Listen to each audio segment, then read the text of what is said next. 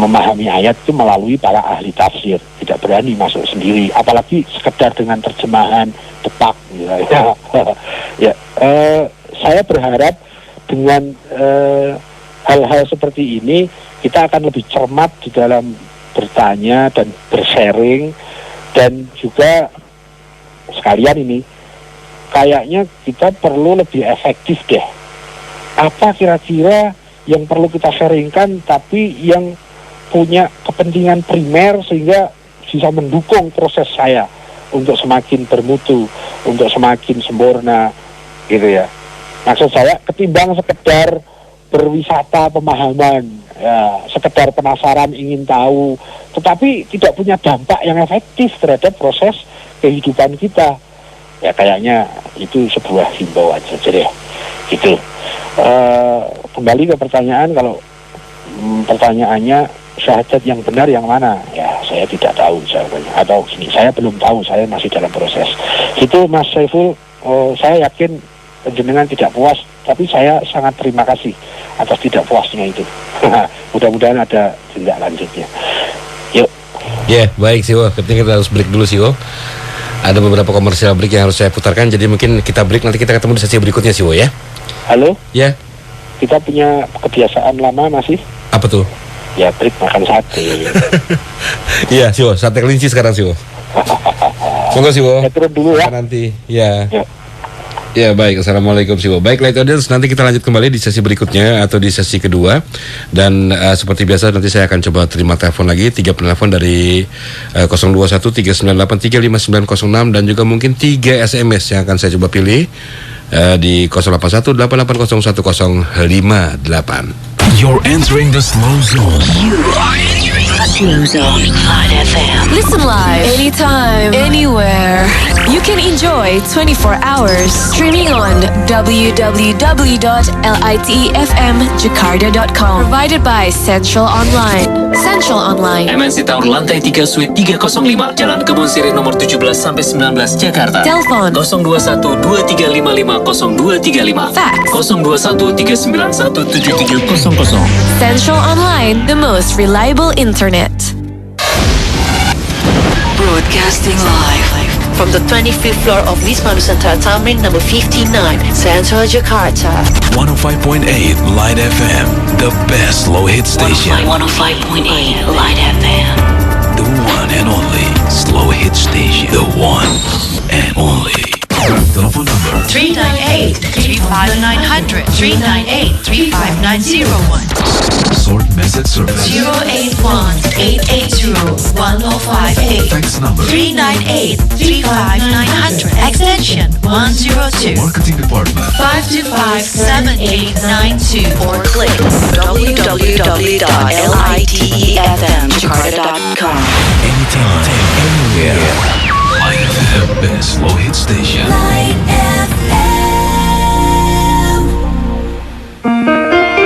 Berproses menuju kesejatian diri. Bersama Siwo Agus Hidayat. This is Light FM, the best slow hit station. Ya baik, Light Audience, kita lanjutkan kembali di sesi kedua dan mudah-mudahan sudah tersambung dengan Siwo Agus. Assalamualaikum Siwo. Waalaikumsalam. Iya, kita mulai sesi kedua. Halo. Iya Siwo. Ya gimana? Tak tagih sini boleh? Tagih gimana maksudnya? Ya tak tagih rekaman ini. Wah, ini mau masalah dapur Siwo nanti aja. Umum. Gawat ya. Ya wes, nanti tak kasihin ke Siwo Putri deh langsung. Oke baik, Light Audience, 3 penelpon ya saya coba terima di 021-398-35906 dan juga 3 SMS. Nanti saya coba akan acak ya. Oke, undian biasa. Silakan 021-398-35906. Siwo. Oke, sebentar. Assalamualaikum. Halo. Salam ya. Iya, dengan siapa nih? Pak Abdul Mas.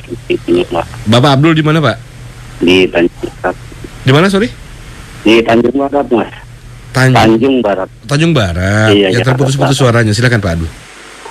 Assalamualaikum. Waalaikumsalam warahmatullahi wabarakatuh. Monggo. Iya, Wo, ini mau opini aja dikit, Wo. Kayaknya sharing kita banyak orang yang jadi bingung ini, Wo. Banyak apa? Banyak yang pada bingung ini ya. Barangkali itu menurut pendapat saya ya. Pada bingung. Iya, karena kayaknya sih Wo nggak ada apa ya. Nggak berani mewakili salah satu termasuk Quran. Iya. Itu saja, Pak Abdul? Iya, saya yakin banyak yang pada bingung akhirnya bubar nggak. Soalnya kalau kita interaksi kan nggak didengar, Wo ya, siapa pun si Wo. Tapi kalau kita di radio gini kan, ya saya yakin banyak teman-teman belum apa ya luas wawasannya. Gitu aja, apa kasih, Wo? Assalamualaikum. Waalaikumsalam warahmatullahi wabarakatuh. Iya, kurang jelas tadi di akhir suaranya Pak Saya Abdul. bisa nangkep, Wo. Bisa nangkap ya? Oke, baik. Ya. Oke, silakan. Dua penelpon lagi. 0213983596. Assalamualaikum. Waalaikumsalam. Dengan siapa ini? Sama Abias juga. Abias, silakan Mas Abias. Assalamualaikum Siwo. Waalaikumsalam warahmatullahi.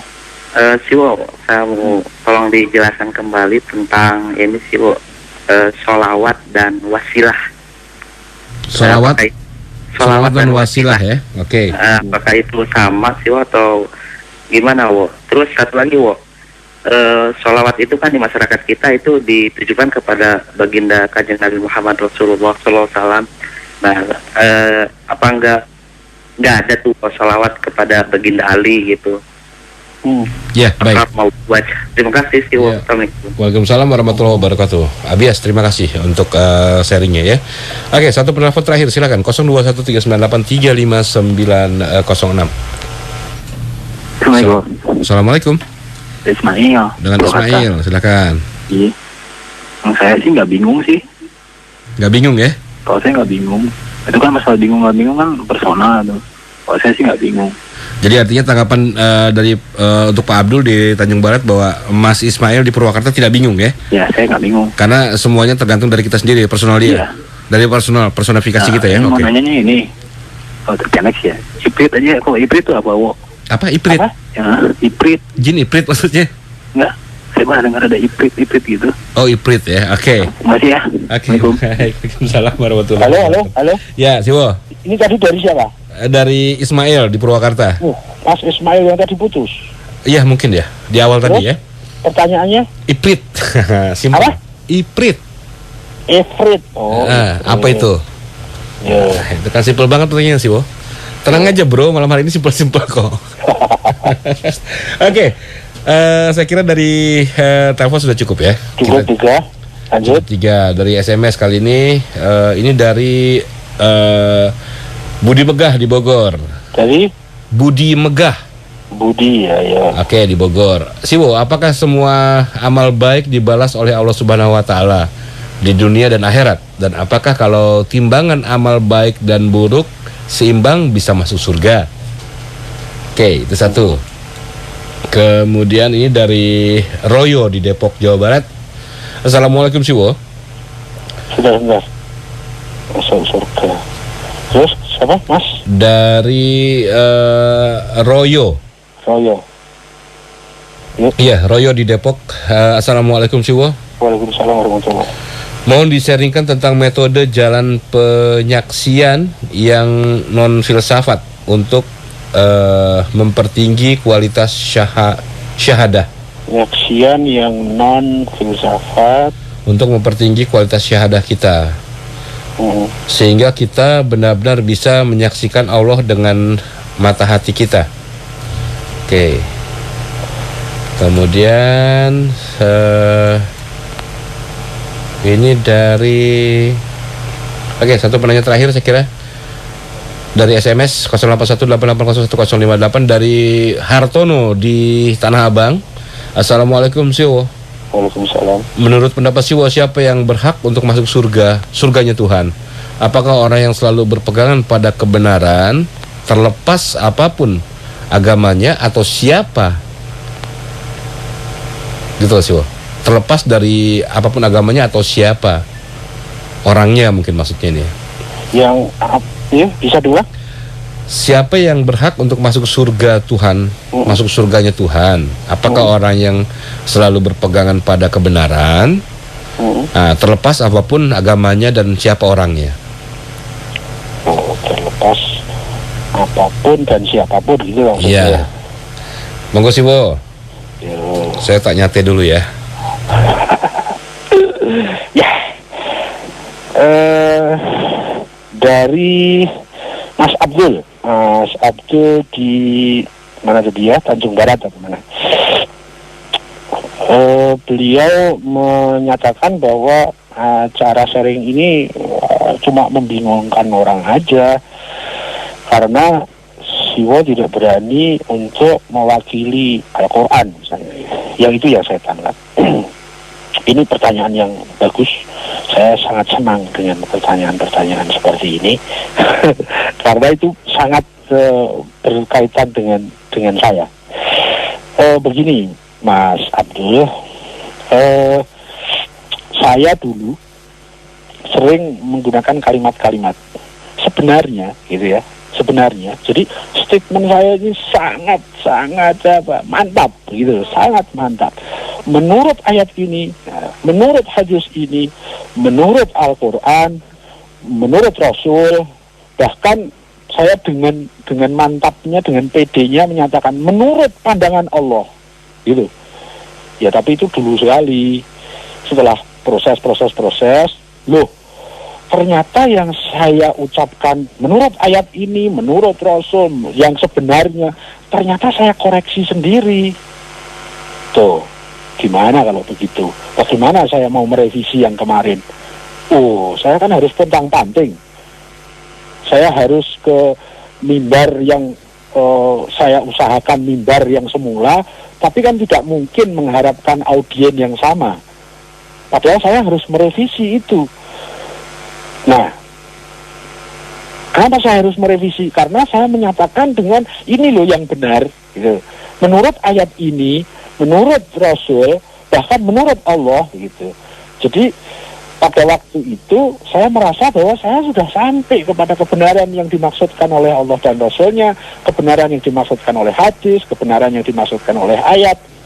Tetapi dalam proses berikutnya, ternyata yang saya katakan dengan sangat pede dan sangat mantap itu ternyata saya revisi sendiri setelah saya mendapatkan perkembangan ilmu-ilmu yang baru yang sebelumnya saya belum dapatkan. Itu sebuah hantaman bagi saya. Berarti saya tergesa-gesa, berarti saya ngawur. Gitu. Nah, itu salah satu penyebabnya. Nanti banyak lagi sebab-sebab yang lain sehingga terakumulasi sehingga saat ini saya tidak pernah berani menyatakan menurut ayat ini, menurut ayat saja saya tidak berani, karena bisa jadi yang saya pahami tidak sebagaimana yang dimaksudkan oleh Allah dan Rasulnya, hanya sebatas yang saya tangkap. Itu pun kalau benar. Nah kalau tidak benar, kemudian saya menyatakan menurut ayat ini, nah itu saya akan menjadikan makna dari ayat hanya sebatas pengetahuan saya, kan kacau kan? Maka saya tidak pernah berani mengatakan menurut ayat ini. Itu padahal dulu sangat pede. Gitu. Dulu juga sering, mari kita tegakkan agama Allah. Dulu, sekarang mana berani. Justru saya lah yang akan ditegakkan oleh agama Allah. Kok saya menegakkan agama Allah? Memang saya siapa? Gitu ya. Saya kotor begini sementara agama Allah itu suci. Bagaimana bisa kekotoran menegakkan kesucian? Dan agama Allah tidak usah ditegakkan, dia otomatis tegak kok. Kebenaran itu selalu tegak. Dia menjadi bengkong bagi orang yang tidak ikut kebenaran itu atau belum sampai kepada kebenaran itu. Kalau agama Allah selalu dia tegak. Nah, tapi saya dulu juga begitu. Ya, mari kita tegakkan agama Allah. Lillahi kalimatillah. Gitu dulu. Ternyata subjektivitas saya ternyata ada di situ. Nah, saya kena batunya sudah berkali-kali sehingga terakumulasilah seperti yang sekarang ini. Saya tidak pernah berani mengatakan mari kita tegakkan agama Allah. Saya lebih berani mengatakan mari kita berproses yang lebih cermat di dalam menuju agama Allah. Sehingga saya belum merasa bahwa saya ini sudah ada persis pada agama yang dimaksudkan oleh Allah. Terbukti saya masih sering merevisi sesuatu yang sebelumnya saya pahami dan saya yakini benar. Ternyata saya revisi dengan ilmu saya sendiri yang kemudian dengan argumentasi-argumentasi yang lebih mapan, yang lebih tertib, yang lebih komprehensif, yang lebih valid. Itu masalahnya Mas Saiful, bukan Mas Abdul. Itu baru mengatakan menurut ayat ini saja saya tidak berani sekarang ini, apalagi menurut Quran, apalagi mewakili Quran. Jauh, luar biasa jauhnya. Saya setetes yang masih kotor, sementara Al-Quran itu lautan yang suci. Bagaimana bisa saya mewakili Al-Quran? Bodoh banget saya ini, tidak tahu diri banget saya ini. Kalau mengatakan menurut Quran, memang ilmu saya sudah persis dengan Quran. Padahal Al-Quran itu keseluruhan ayat-ayat dan surat-surat itulah Al-Quran. Baru menurut ayat saja saya tidak berani. Atau misalnya begini, menurut Ahlus Sunnah wal Jamaah, saya tidak berani juga. Kenapa? Saya tidak bisa mewakili mereka karena ilmu saya belum menyeluruh dalam mempelajari Ahlus Sunnah wal Jamaah itu bagaimana. Menurut Syiah, saya juga tidak berani. Saya banyak belajar tentang Syiah, tapi saya tidak representatif untuk mewakili mereka. Karena bisa jadi pelajaran saya belajar itu masih kurang, sehingga tidak bisa menyimpulkan bahwa Syiah itu pasti begini atau begitu, Ahmadiyah itu begini atau begitu, sementara pelajaran saya belum tuntas. Maka saya tidak pernah berani mewakili pihak manapun. Saya hanya berani kemudian mewakili pemahaman saya sendiri.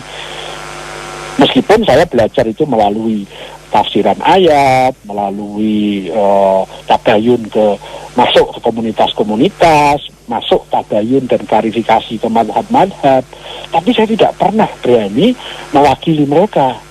Karena kalau saya mengatakan menurut Imam Syafi'i, memangnya saya sudah tahu persis apa yang dimaksudkan oleh Imam Syafi'i. Itu kan baru yang saya tangkap kan? Belum tentu apa yang saya tangkap itu sesuai yang dimaksudkan oleh beliau. Dalam satu kelas itu ada 25 murid, gurunya satu, pemahamannya bisa berbeda-beda. Padahal kalimat dari Pak Guru satu. Itu masalahnya, Mas Abdul. Nah, kurang lebih seperti itulah. Maka itu dalam mukadimah selalu saya ulang-ulang. Saya sekedar teman sharing. Jadi ya yang disaringkan tentunya apa yang saya pahami gitu kan. Dan saya bukan narasumber dan bukan rujukan gitu kan. Bisa diterima juga bisa ditolak, bisa dikritik, bahkan bisa direkonstruksi. Saya terima kasih kalau ada yang membantu saya. Karena saya masih butuh proses berikutnya. Belum selesai sama sekali. Ya begitu kan. Kemudian kalau kemudian ada banyak orang yang bingung, bagi saya kebingungan itu adalah sebuah proses yang bagus kalau ya proses kita ini benar. Ya, kita pernah belajar abjad ABCD kan? Ya kita bingung dulu, nggak apa-apa. Kalau itu proses dan berlanjut, akhirnya kan kita bisa baca. Pada saat pertama kita belajar matematika, bingung ini, bingung itu, yang ini ternyata salah. Yang kita menggarap soal yang kita anggap sudah benar, ternyata salah. Tetapi proses itu penting. Tidak apa-apa dalam proses itu kita bingung atau kita salah. Yang penting konsistensi dalam berproses itu terus. Anak-anak kita itu mau jalan saja prosesnya berapa kali jatuh. Tetapi jatuh dalam proses itu baik.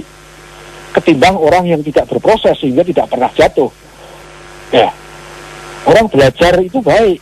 Meskipun dalam belajar pasti akan melakukan kesalahan-kesalahan. Itu jauh lebih baik daripada orang yang tidak pernah belajar sehingga tidak pernah salah. Jadi kesalahan orang yang berproses itu menurut saya baik kalau kemudian diikuti dengan proses berikutnya. Jangan berhenti pada keraguan dan jangan berhenti pada kebingungan, jangan berhenti pada kesalahan-kesalahan yang kita tidak sengaja. Menurut saya kesalahan orang yang berproses belajar itu baik. Yang tidak baik adalah kesalahan yang disengaja. Tahu bahwa ini salah tapi nekat. Itulah kesalahan yang buruk. Tapi kesalahan dalam proses belajar yang terjadi kesalahan tapi kita tidak sengaja, itu baik. Dan kita semua mengalami itu dalam pelajaran apapun. Baik pelajaran Iqra, pelajaran matematika, pelajaran biologi, pelajaran ilmu sosial, pelajaran semua bentuk pelajaran kita mengalami proses itu. Ada masa-masa kebingungan, ada masa-masa kesalahan yang tidak kita sengaja. Tetapi pada saat kita terus konsisten dalam proses, kita pasti akan dibantu oleh yang maha memerintahkan kita untuk berproses itu. Allah tidak mungkin memerintahkan kita melaksanakan, Allah tidak membantu. Bukan Allah kalau begitu. Allah yang memerintahkan, kemudian kita melaksanakan perintahnya, pasti kita dibantu. Jadi tidak mungkin orang yang mencari kebenaran karena perintah Allah dia tersesat, itu mustahil. Karena Allah maha pendidik, Allah maha pengasih, maha penyayang. Mungkin kita terjebak-jebak dulu, ya jatuh gulung komeng di parit, tapi pasti suatu saat kita akan diberikan fasilitas jalan tol. Kapan? Kita tinggal tunggu saja, asal kita konsisten dalam berproses. Ya, saya masih dalam rangka proses itu, jadi saya tidak berani sama sekali untuk mewakili kebenaran. Kalau ditanyakan syahadat yang benar itu yang seperti apa, saya tidak tahu. Saya masih dalam proses mencari kebenaran, dan kebenaran itu pada saat suatu fase saya pahami, oh ini kebenaran yang saya cari. Ternyata pada proses berikutnya, loh ternyata saya revisi, ada yang lebih benar ternyata. Pada saat saya memahami hari ini deh pokoknya yang benar, ternyata di proses berikutnya saya revisi lagi. Gimana? Maka kan lucu kalau kemudian saya mengatakan menurut Quran, itu saya nggak tahu diri namanya, atau mungkin saya tergesa-gesa. Tapi saya dulu lama di situ karena saya dikondisikan dengan pendidikan yang seperti itu. Ya, bukan hanya itu, saya menganggap diri saya itu sudah sampai pada kebenaran, diikuti dengan menuding pihak lain yang tidak sama dengan saya salah. Akhirnya menjadi hakim, padahal belum pernah belajar hakim, tapi sudah menghakimi. Ya begitu, itu saya alami masa lalu dan saya tidak mau itu terulang lagi. Kan saya mundur jadinya. Kalau sekarang saya mengatakan, menurut ayat ini, menurut Islam, menurut Sunni, menurut Syiah, memang saya ini siapa sih? Memang pantas, memang kita sudah tuntas untuk mempelajari Sunni, mempelajari Syiah, mempelajari Islam, mempelajari ayat. Apakah pemahaman kita tentang ayat itu sudah persis sebagaimana yang dimaksudkan oleh Allah dan Rasulnya? Jaminannya apa? Tidak ada, gitu kan? Maka saya hanya bisa berani mengatakan menurut yang saya pahami. Jadi kalau ada salahnya, itu murni saya. Dan itu tidak saya sengaja. Pasti dimaafkan oleh Allah kalau saya dalam proses salah tapi tidak disengaja. Itu karena di luar kemampuan saya.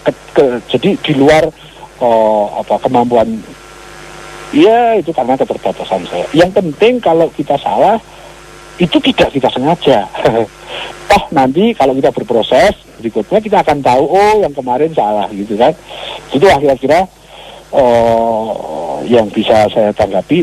Saya terima kasih kepada Pak Abdul atas pertanyaannya yang menurut saya ini bisa mengingatkan saya. Terima kasih Mas Abdul. Bagi yang merasa tersinggung dan dikonotasikan negatif, ya tentu saya minta maaf. Tapi pasti itu tidak saya sengaja. Ya. Nah kalau Mas Ismail tadi agak mendukung saya, itu kan masalah personal, bingung dan tidak bingung. Saya tidak bingung kok, ya itu kan masalah personal. Tetapi beginilah, kalau kita memposisikan kebingungan, keraguan itu dalam posisi yang benar, itu para yang saya pelajari dari para arif itu dinyatakan bahwa keraguan dan kebingungan itu merupakan jembatan emas kalau kita jadikan jembatan untuk mendapatkan keyakinan yang lebih tinggi. Ya, tetapi menjadi tempat yang sangat buruk kalau kita berhenti dan tinggal di situ. Ya sama lah. Kita belajar apapun kan selalu di sana ada fase keraguan, ada fase kebingungan. Ya itu logis saja, logis. Jadi menurut saya sepanjang kita dalam proses, kebingungan itu adalah kebingungan yang indah. Keraguan itu adalah keraguan yang indah. Karena dengan itulah kita akan naik kepada keyakinan yang lebih tinggi mutunya dari keyakinan yang kemarin. Itu kayaknya, maaf agak panjang. Kita lanjut ke Mas Abias. Beliau mengangkat masalah sholawat dan wasilah. Sama apa beda? Kalau sholawat ya, itu terbatas. Jadi ada figur-figur tertentu saja yang masuk kepada kotak sholawat itu. Kalau wasilah, betul bahwa di dalam sholawat itu ada prinsip wasilah. Tetapi prinsip wasilah itu bisa berlaku kepada yang sifatnya umum. Ya, misalnya begini, saya makan kemudian kenyang. Nah, makan itu wasilah dari lapar ke kenyang. Wasilahnya adalah makan itu. Dari bodoh ke pandai, wasilahnya apa? Wasilahnya belajar. Ya, semacam itu. Jadi kalau wasilah itu sangat luas. Bahkan itu prinsip yang antara lain ada di dalam sunatullah ini penuh dengan wasilah-wasilah. Baik dunia yang fisikal maupun dunia yang non-fisikal, yang spiritual. Itu apakah sama? Jadi ada kesamaannya tapi juga ada perbedaannya. Kalau sholawat itu spesifik, spesial, hanya terkait dengan hal-hal tertentu dan orang-orang tertentu. Sementara kalau wasilah itu prinsip yang lebih universal dan berlaku umum dalam hampir segala. Menurut yang saya tahu adalah segala hal itu di sana terkait dengan prinsip wasilah. Dan itu terkait dengan masalah sunatullah dan sangat erat hubungannya dengan sebab akibat. Ya, jadi sebab merupakan wasilah untuk terjadinya akibat. Kurang lebih begitu, baik di dunia fisik maupun dunia non-fisik. Itu yang saya pahami seperti itu. Kemudian sholawat itu untuk baginda Rasul saja atau misalnya untuk baginda Ali.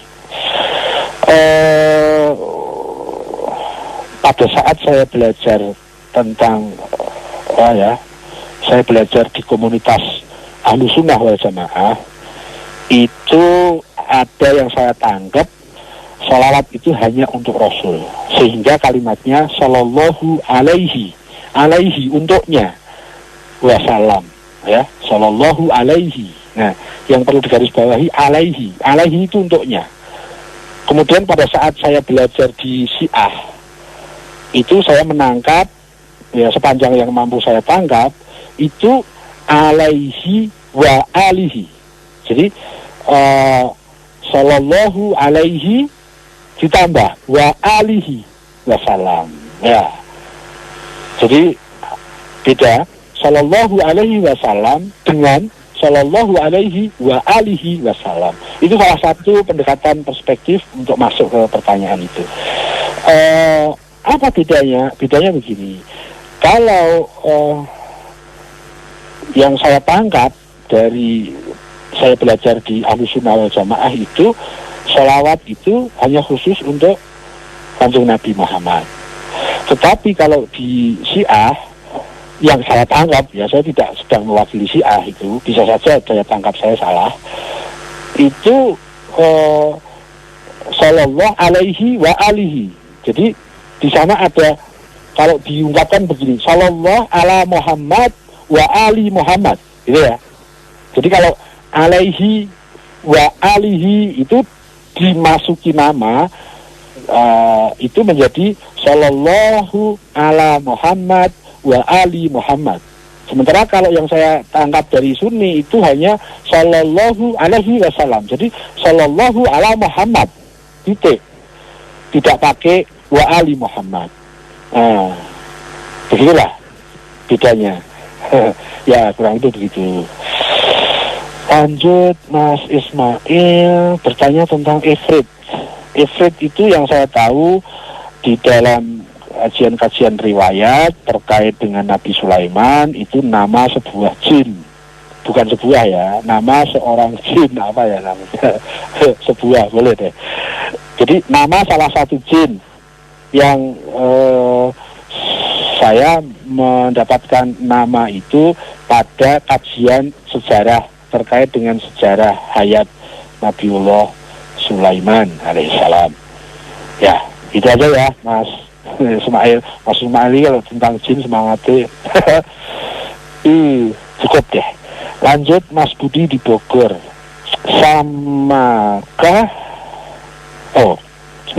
maaf, semua amal baik itu dibalas, apakah dibalas oleh Allah?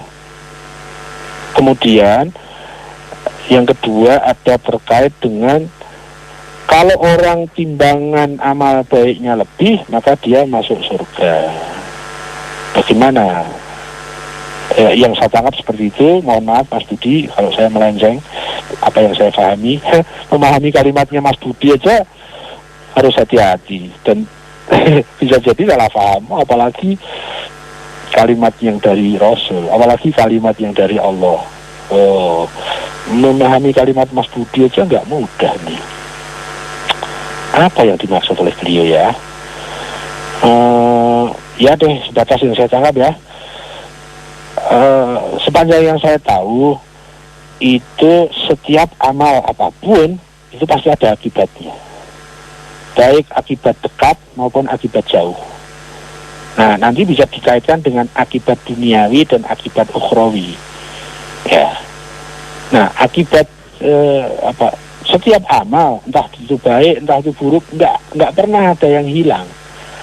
Nggak pernah yang dia itu tidak dinilai. Semua amal sekecil apapun itu merupakan satu titik pengambilan sebab yang pasti diikuti dengan akibat. Karena setiap kita mengambil sebab pasti akan diikuti dengan akibatnya. Jadi tidak ada suatu amal yang tanpa akibat, itu tidak ada. Entah amal itu berupa bentuk gerak fisik, gerak pikir, atau gerak hati, gerak rasa misalnya. Semua itu adalah sebab. Kalau kita bersikap sesuatu, berpikir sesuatu, berasa sesuatu, beraktivitas fisik sesuatu, itu berarti kita sudah mengambil satu sebab tertentu. Dan setiap sebab yang kita ambil itu pasti diikuti dengan akibat. Jadi sudah pasti setiap amal itu akan ada hitungannya, amal baik ataupun amal yang tidak baik. Nah, kemudian kalau bertentangan dengan kalau orang itu ditimbang lebih banyak amal baiknya, dia masuk surga. Ya, itu menurut saya hanya bahasa lain yang berbeda. Tetapi inti dan esensinya sama, yaitu bahwa adanya timbangan-timbangan itu tidak menyalahi kaidah yang pertama tadi. Ya, itu hanya bahasa lain, istilah yang menggunakan istilah lain yang dengan konotasi dengan analogi timbangan. Jadi tidak ada yang berbeda di situ. Ditimbang itu bukan berarti kemudian mengabaikan salah satu amal sehingga tidak punya akibat dan tidak punya nilai, ya enggak lah. Ya, kayaknya begitu Mas Budi. Berikut Mas Royo di Depok tentang masalah metode jalan jalan penyaksian yang bukan menggunakan metode filsafat, agar kita bisa mempertinggi mutu syahadat kita dan sehingga kita bisa menyaksikan Allah dengan mata spiritual. Metode filsafat itu salah satu metode. Ya, ada metode lain. Kalau metode filsafat itu kotaknya disebut dengan metode rasional. Sementara ada metode lain yang namanya metode spiritual.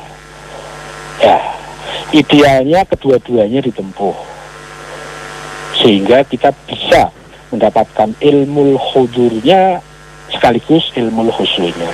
Kita mendapatkan ilmu rasionalnya sekaligus mendapatkan ilmu spiritualnya. Tetapi dipilih salah satu bisa. Pendekatan dengan perspektif rasional bisa. Cara lain apa? Selain menggunakan rasional, logika, filsafat, cara lain adalah dengan pensucian diri. Ya. Pensucian diri, apa yang disucikan? Ya, pertama yang disucikan itu hatinya, disucikan juga pikirannya, disucikan juga image-image yang suka berkeliaran di dalam imajinasi pikiran kita. Kita stop kalau ada imajinasi yang buruk. Kita stop kalau ada zon atau persangkaan-persangkaan yang tidak pada tempatnya. Karena persangkaan itu ada syarat-syaratnya. Tidak boleh menyangka kalau tidak memenuhi syarat-syaratnya. Nah, kalau tidak memenuhi syaratnya, kalau kita tidak menyangka apa? Ya kita abstain. kita diem, nol, tidak usah menyangka-nyangka, nggak punya data menyangka. Menyangka itu butuh data, misalnya seperti itu. Apa sampai ke situ sih?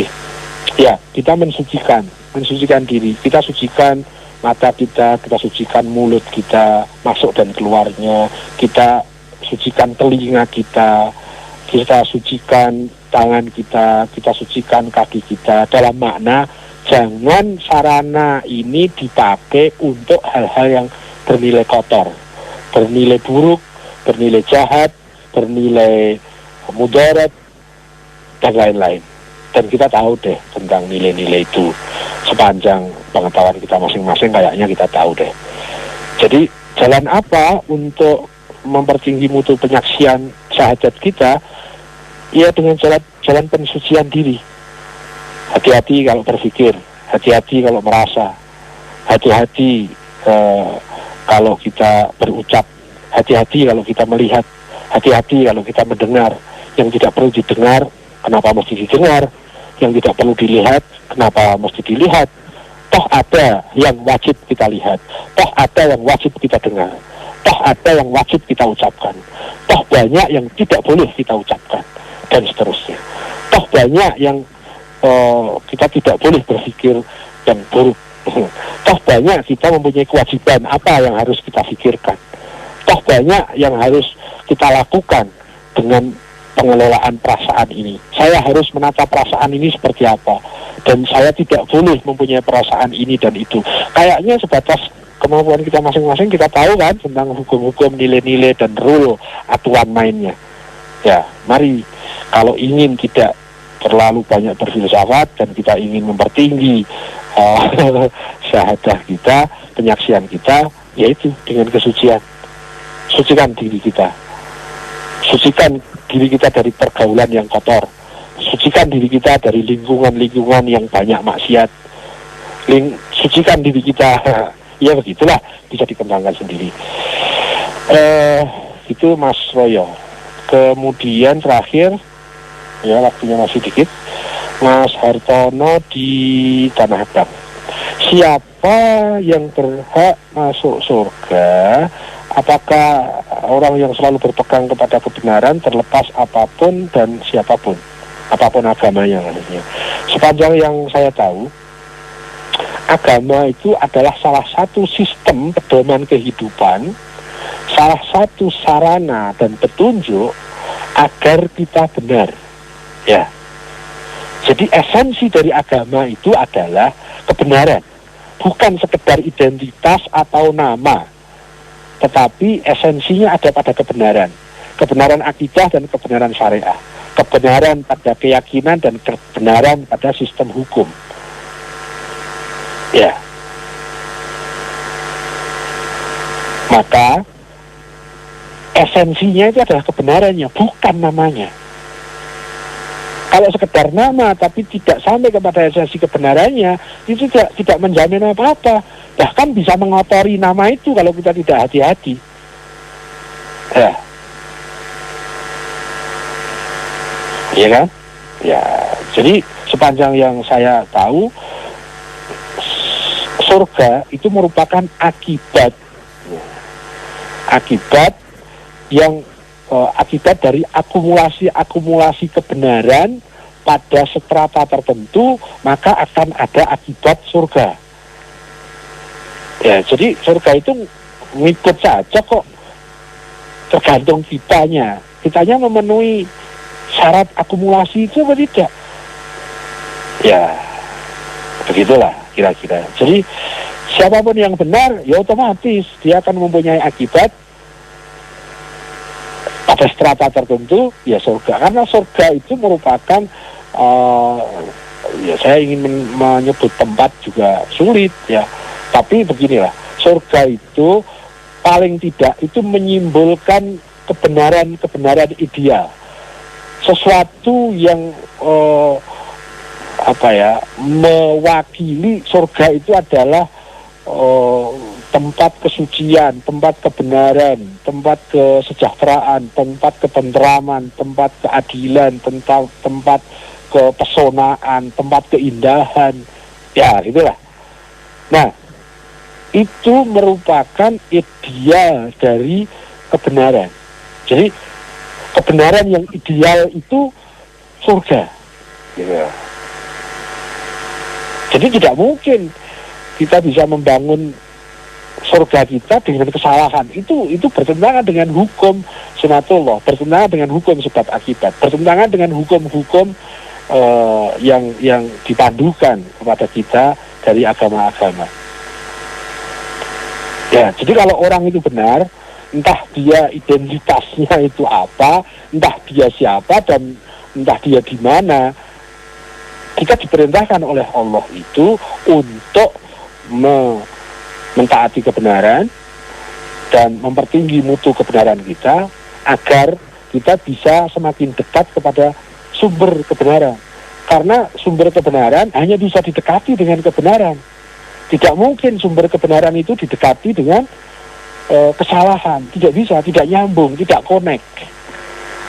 Nah, di sisi lain bahwa sumber kebenaran itu juga sumber masa depan, sumber kesuksesan, sumber ketentraman, sumber kebahagiaan, sumber masa depan, semua sumber yang ideal-ideal. Itu kan ada pada Tuhan, ada pada Allah.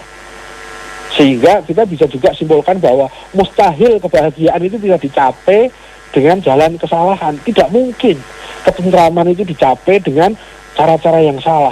Mustahil. Ya, karena sumber kebahagiaan, sumber keindahan itu ada pada Tuhan. Nah, kita diperintahkan untuk mentaati kebenaran dan berproses semakin benar agar kita dekat dengan sumber kebenaran. Dan di sana juga ada sumber kebahagiaan, sumber kesuksesan, sumber ketentraman, sumber kedamaian. Kalau kita semakin dekat dengan matahari, pasti kita akan otomatis menjadi panas. Kalau kita dekat dengan sumber dingin, maka otomatis hukum itu menyatakan kita akan ikut dingin.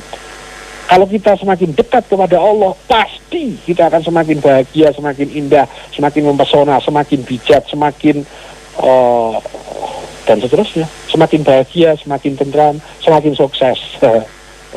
Ya itu paling tidak ukuran sukses menurut saya itu.